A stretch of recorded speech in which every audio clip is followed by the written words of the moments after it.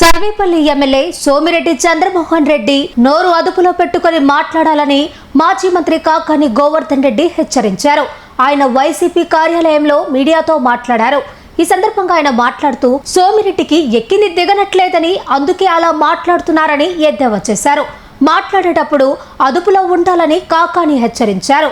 లోకేష్ తో చర్చకు జగన్మోహన్ రెడ్డి అవసరం లేదని, మా ఎమ్మెల్సీ పర్వతరెడ్డి చంద్రశేఖర్ రెడ్డి చాలని ఆయన పేర్కొన్నారు. సోమిరెడ్డి మొన్న కొట్టినటువంటి ముందు దిగినట్లే, కైపు దిగినట్లే. అందుకని ఆయన నిన్న వచ్చి అన్ని పవనాడితే ఏలుగు పవనాడిని అని చెప్పి ఆయన నిన్న హా హో అని చెప్పనేసిపోయాడు. ఆయన రకరకాలుగా మాట్లాడేసిపోయాడు. మేము అడిగేది ఏంది, సరే నీ గురించి ఎందుకు మాట్లాడాలా, చాలా తక్కువ మాట్లాడాలి. పోయినసారి చెప్పినా నేను, నీ బ్రతికేంది, నువ్వు ఇంటర్వెల్లో చదువుకునేటప్పుడు పిల్లకాయలు బయటకు పోతే వాళ్ళ పుస్తకాలు తెలిసిపోయి పప్పు బెల్లాలకి శనగల బెల్లాలకు అమ్ముకున్నాడు నువ్వు కాదా? అటువంటి వచ్చి పిల్లలకి ఏ విధంగా విద్యార్థి జీవితం ఉండాలని మెగా పేరెంట్స్ డేలో స్పీచ్ ఇస్తుంది.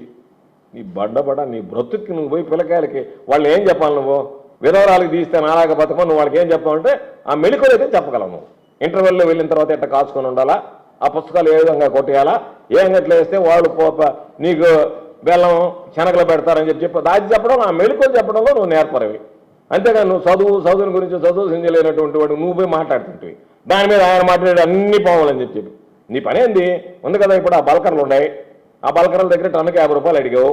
వాళ్ళు ఎవరు కృష్ణపట్నంలో ఎక్కడన్నా సిగ్గుమాలేడు కాబట్టి తెలుగుదేశం వాళ్ళే పోయి ప్రభుత్వంలో ధర్నా చేస్తున్నారు. ఏమని, ఆ బల్కర్కి నీకు 50 రూపాయలు టన్నుకి లేదు కాబట్టి దానికి పోలీసులు వత్తాసు. ఈరోజు నేను అడుగుతున్నా, ఆ ముత్తుకూరులో నుంచి పోయేటువంటి బల్కర్లో నువ్వు 50 రూపాయలు అడిగి వాళ్ళు 10 రూపాయలు ఇస్తాను అన్నాడు. మళ్ళీ ఏదో మధ్యలో బేరసారాలు అది కానీ కుదిరిందంటే మళ్ళీ ముత్తుకూరులో పోవచ్చు. అప్పుడేమో పొల్యూషన్ ఉండదు. నీకు 50 రూపాయలు చెల్లిస్తే పొల్యూషన్ ఉండదు, 50 రూపాయలు చెల్లిస్తే ముత్తుకూరులకు పొల్యూషన్ ఉంటుంది. నీ బ్రతుకు నువ్వు ఒకటి మాట్లాడేటువంటి వాడివి. ఎందుకు నువ్వు అనవసరంగా ఒకటి అడిగి 100 అడిగించుకుంటావు? ఆ సొసైటీలో అందరి పేరుతో పెట్టి కార్లు కొట్టేసి ఆ దొంగ కార్లు తిరిగినాడు. మళ్ళీ ఆ సొసైటీ ఓపెన్ చేస్తే నన్ను పోయి పొదలకూరులో గబ్బు పెట్టిపోతుంది కదా. ఎక్కడికన్నా పోతే నీ మొహాన్ని వస్తున్నారనేటువంటిది కూడా లేపాయా. గట్టిగా అరిస్తారు అబ్బాయి సోము, గట్టిగా అరిస్తే నీకు మొత్తం వారం రోజులు తిన్నంత కింద పైన బయటకు వస్తుందా? నువ్వు ఎందుకు మళ్ళీ మాట్లాడడం చెప్పు. నీకు దేనికి గట్టిగా అరిస్తే తట్టుకోలేవు, నువ్వు ఎవడన్నా గట్టిగా మాట్లాడితే. అందుకని చెప్పి ఆయన ఏదో చెప్తున్నాడు. కాబట్టి నోరు మూసుకొని అన్ని కూడా మూసుకొని ఒళ్ళు అదుపులో పెట్టుకొని జాగ్రత్తగా ఉంటే మంచిది తప్ప నీ ఆ కైపు మాటలు మాట్లాడితే ఆ కైపు దిగిపోద్ది అనేది ఉంటుంది. గుర్తుంచుకో, నువ్వేదో పెద్ద వీరుడులాగా మాట్లాడుతున్నావు.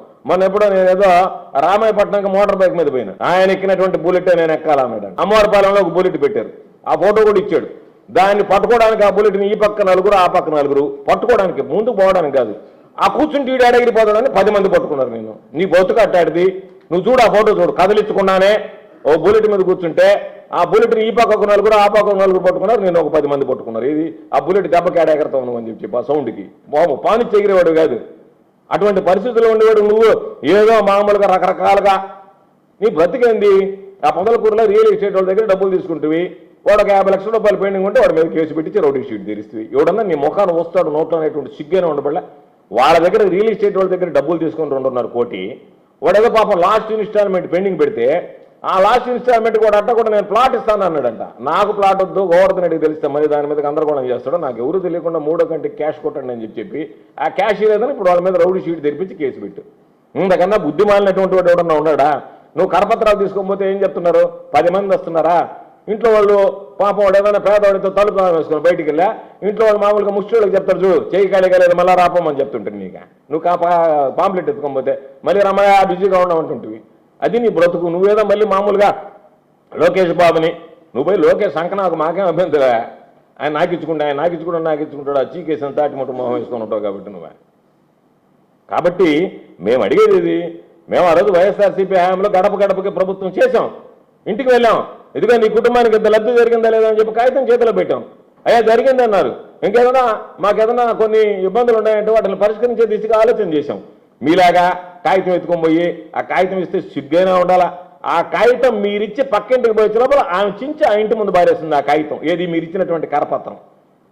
ఎవడన్నా సిగ్గుపడేవాడైతే కనీసం అరే నాయన ఏంది ఇంత అసహ్యంగా ఉందని చెప్పి మీరు పోయి చంద్రబాబుకి చెప్పాలి. అయ్యా కాగితం ఇస్తే చించేస్తున్నారు, మొహాన్ని చూస్తూ ఉమ్మేస్తున్నారు, మేము ఎట్ట పోయామని చెప్పి. సరే నీకేం సిగ్గులేదనుకో, నేను ఎన్ని సందర్భాలలో ఆ సిమ్లా హోటల్లో ఆ బిర్యానీ మెక్కి డబ్బులు కట్టకుండా పోతే పట్టుకొని దాన్ని గుడ్డలేపు తీసి గుంజీళ్ళు తీయించుకున్నాడు. నువ్వు నీదొక బ్రతుకు, నువ్వు ఒకటి మాట్లాడుతున్నావు. ఈ జిల్లాలో నీ అంత పనికి మళ్ళీ ఎవడన్నా ఉండడా? నీ గురించి మాట్లాడాలంటే ఒక పుస్తకం రాయాలి నేను. నీ జీవిత కథ రాయాలంటే ఎన్నిసార్లు చేపల దెబ్బలు తిన్నావు, ఎన్నిసార్లు చెప్పు దెబ్బలు తిన్నావు శ్రీనివాస మహల్లో ఇవన్నీ అని చెప్పి. కాబట్టి నీ పని ఏదన్నా ఉంటే నువ్వు కానీ అంతే తప్ప దానికి సంబంధించినటువంటి దాంట్లో జనాలు మాట్లాడుతున్నారు. ఇప్పుడు పతివ్రత పాయసం వండితే తెల్లవారు ఇందాక చల్లారలేదు అన్నట్టుగా ఈ సోమిరెడ్డి చేతన మాట్లాడితే ఆ గబ్బు ఆ వాసన వారం రోజులు పోవటం లేదు ఓళ్ళలోనని చెప్పి మాట్లాడుకునేటువంటి పరిస్థితి ఏర్పడింది. కాబట్టి నేను చెప్పేది మీరు ఏదన్నా ఉంటే అడిగినటువంటి దాని మీద స్పష్టత సమాధానం చెప్పండి. అంతే తప్ప మీరు ఎదురుదాడి చేసేదో మాట్లాడతామంటే కైపు మాటలు మాట్లాడారంటే కైపు దిగిపోద్ది అనేటువంటిది గుర్తుంచుకోండి. నోరు అదుపులో పెట్టుకొని ఒళ్ళు జాగ్రత్తగా పెట్టుకొని మాట్లాడితే బాగుంటుంది. మిమ్మల్ని చూసి ఎవరు భయపడేటువంటి వాళ్ళు లేరు. మిమ్మల్ని చూసి ఎవరైనా భయపడాలంటే పోలీసు వాళ్ళు భయపడతారు. ఎందుకంటే ఆ వెంకటాచలం దగ్గర ఒక ఇసుక యాడ్ పెట్టి బయట ఎక్కడి నుంచన్నా ఇసుక వస్తే పోలీసు వాళ్ళు కేసులు బుక్ చేయాలంట. వెంకటాచలం యాడ్లు అంటే సోమిరెడ్డి యాడ్లోనే ద్వారాలు ఇసుక. అటువంటి నీచమైనటువంటి బుద్ధులు నీచమైనటువంటి చేష్టాలు బజారు బతుకు బతికేటువంటి నీకు జగన్మోహన్ రెడ్డి గారిని గురించో మమ్మల్ని గురించో మాట్లాడేటువంటి హక్కు ఉంది. బజారు బతుకు బతికేటువంటి వాడు నువ్వు, మంది సొమ్ముకు పుట్టినటువంటి వాడు నువ్వు. నీదొక బ్రతుకు, నీదొక జన్మ, నువ్వు ఒక మనిషివే. కాబట్టి మనసులో దవళ్ళు దగ్గర పెట్టుకొని మాట్లాడి నోరు అదుపులో పెట్టుకొని మాట్లాడితే బాగుంటుంది తప్ప నువ్వేదో పెద్ద బలాఢ్యుల్లాగా వీరుడిలాగా సూర్యుడిలాగా పెక్క మీద పలం కండలేదు కాబట్టి సరిపోయింది. కానీ ఏదన్నా కండాగానే ఉంటుంది నేను పట్టలేం కదరా నాయన.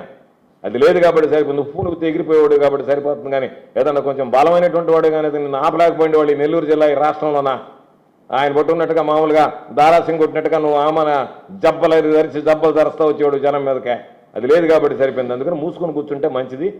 శక్తికి తగ్గని మాటలు మాట్లాడే కానీ శక్తికి మించి మాట్లాడి ఒకటి అడిగి 10 గడించుకునేటువంటి పరిస్థితి నీకు అవసరం లే. కాబట్టి నీకు బతికెట్టాడు అందరికీ తెలిసినటువంటి విషయమే. సోమిరెడ్డి ఆ కైపు దిగిన దాకా దంతారు నేను జాగ్రత్తగా ఉండకపోతే ఓడలో తిరిగేటప్పుడు. కాబట్టి వాళ్ళు దగ్గర పెట్టుకొని మాట్లాడు.